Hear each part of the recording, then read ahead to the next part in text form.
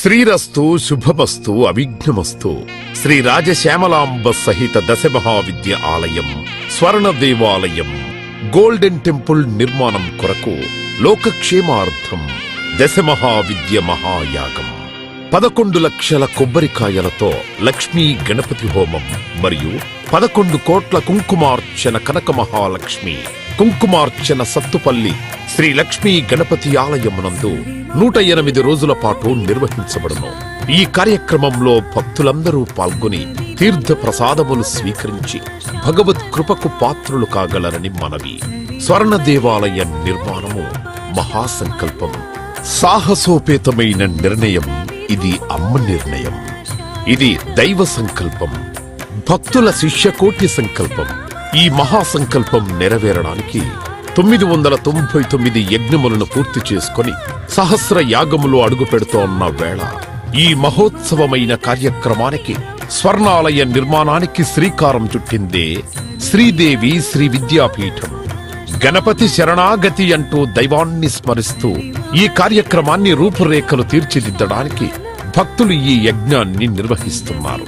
ఈ స్వర్ణాలయ నిర్మాణానికి స్థలదాతలు, విగ్రహదాతలు, నిర్మాణదాతలు, పోషకులు, రాజపోషకులు, మహారాజ పోషకులు, భక్తులు సహాయ సహకారములు అందించి తెలంగాణ ప్రాంతంలో ప్రతిష్టాత్మకంగా ఈ దేవాలయ నిర్మాణాన్ని చేయడానికి ఇంటికొక పువ్వు ఈశ్వరుడికొక మాల అన్నట్లుగా అందరూ సహాయ సహకారాలు అందించవలసిందిగా కోరుతున్నాం. ఈ ఆలయ నిర్మాణం వల్ల దశమహావిద్య ఆలయములు స్వర్ణాలయము మన తెలుగు ప్రాంతంలో యావత్ ప్రపంచంలో మొట్టమొదటి ఆలయముగా చరిత్రలో సువర్ణాక్షరాలతో లిఖించబడే సువర్ణ అవకాశమిది.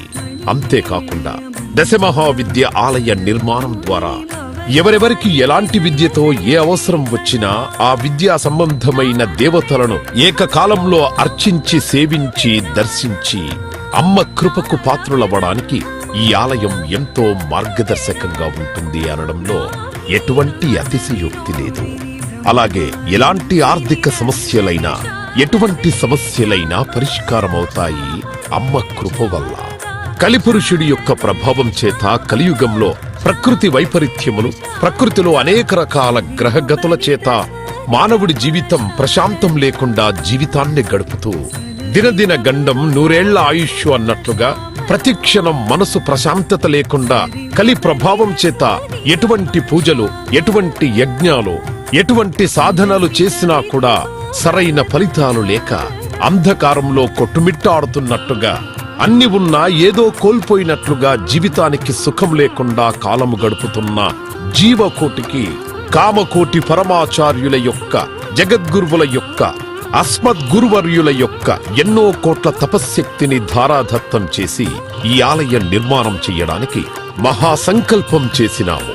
పూర్వజన్మలో దాన ధర్మాలు చేయడం వల్ల ఈ జన్మలో దాన ధర్మాలు చేసే శక్తి మనకు లభించింది. అటువంటి శక్తి కలిగి ఉండి కూడా దాన ధర్మములు చేయకపోతే ఈ జన్మకు చరితార్థం లేదు.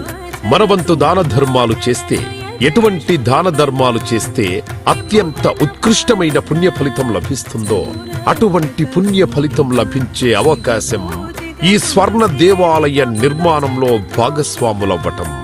పూర్వజన్మ సుకృత ఫలితం ఉంటే గాని ఈ ఆలయ నిర్మాణంలో భాగస్వాములు కాలేరు. అమ్మ సేవలో పాల్గొనలేరు, అమ్మ సేవలో తరించలేరు.